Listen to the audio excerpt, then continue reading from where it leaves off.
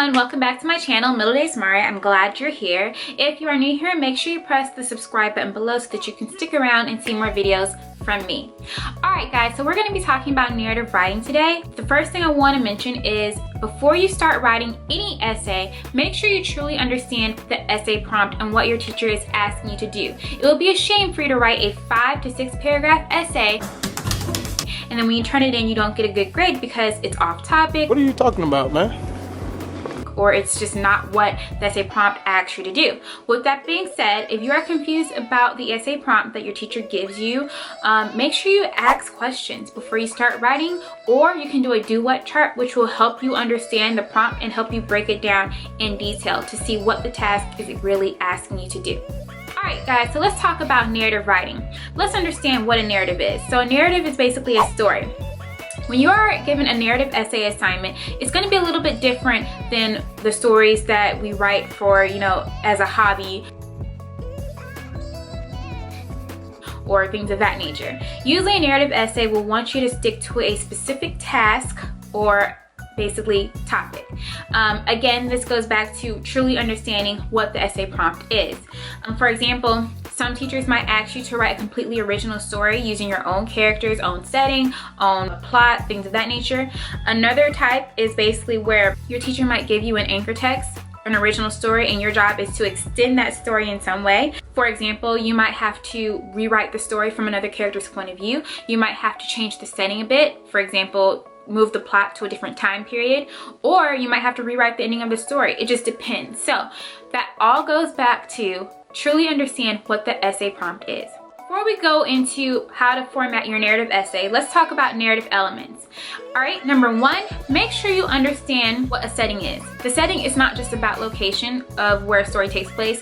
It also could mean the time period a story takes place. So for example, a story that takes place in Atlanta in 2020 might be a lot different than a story that takes place in Atlanta in 1901, all right? The details of that story will change depending on the time period. So it's not just about location, but also time period and even time of day. Your narrative essay should have at least one character in this story. And when I say characters, it doesn't always necessarily mean people. It could mean animals or objects, whatever the case may be.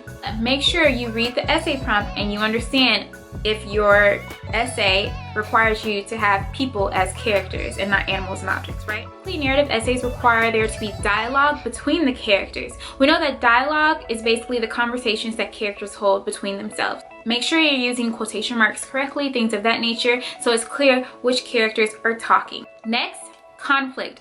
Conflict is basically the problem or the issue the character is facing. It could be internal conflict or external conflict. Last but not least, make sure that there is a clear plot in your story. So the plot of a story is basically the sequence of events. The way I explain plot is through the plot diagram, and there are 5 parts to a plot diagram. The first being exposition, which is where readers are introduced to the character and setting of the story. The next is rising action. Basically, readers are introduced to the initial problem of the story and events start to happen that will ultimately lead to the climax. The climax of a story is the most interesting, exciting part of the story. The characters are coming face to face with whatever challenge they are experiencing throughout the story. After the climax comes the falling action, and this is when events start to slow down and the characters are trying to figure out a resolution to their problem.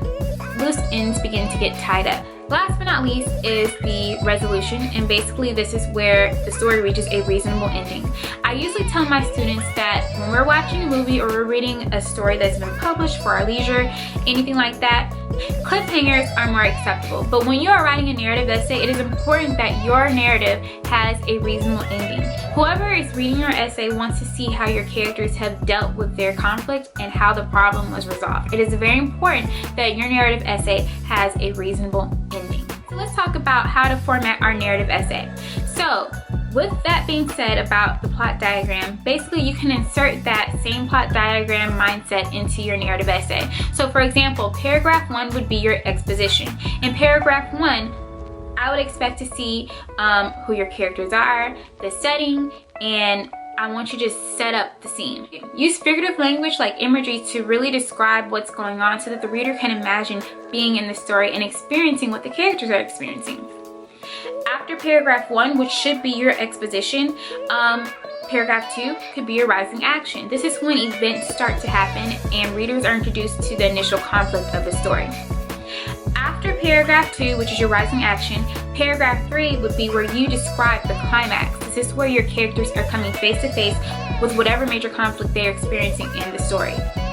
This should be very exciting and very detailed. Paragraph 4 is your falling action. Again, your falling action is when things start to slow down. So for example, in your narrative essay, your paragraph 4 should be basically where readers see how the characters are dealing with that conflict and dealing with that challenge that they're facing in the climax. And then last but not least is paragraph 5, which should be your conclusion paragraph, aka your resolution. Alright, this is where the characters have solved the problem and your story reaches a reasonable ending. So I hope this video was helpful. Make sure that you include dialogue between your characters. It will be great to use figurative language as well to make your story come to life.